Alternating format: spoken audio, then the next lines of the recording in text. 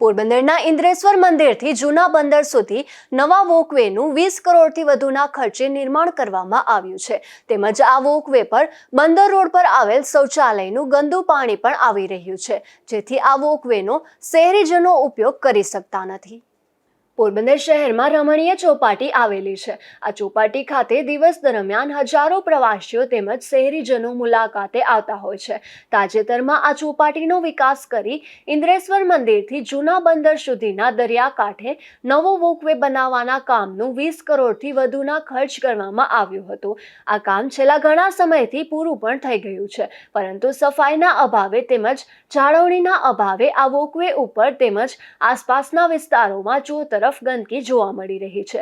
આ વોકવે ઉપર બંદર રોડ પર આવેલ જાહેર શૌચાલયનું ગંદુ પાણી પણ આવતું હોવાથી શહેરીજનો વોકવે ઉપર જવામાં પણ મુશ્કેલી વેઠી રહ્યા છે. ત્યારે આ વોકવે ઉપર પણ રોજ સફાઈ હાથ ધરવામાં આવે તેવી માંગ ઉઠી છે. ઉપરાંત અહીં લાઇટો ન હોવાથી સાંજ પડતા જ અંધકાર છવાઈ જાય છે.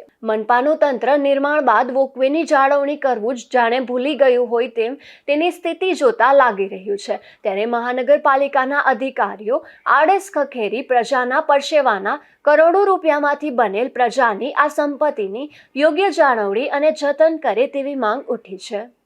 નિપુલ પોપટ, ગુજરાત ન્યૂઝ, પોરબંદર.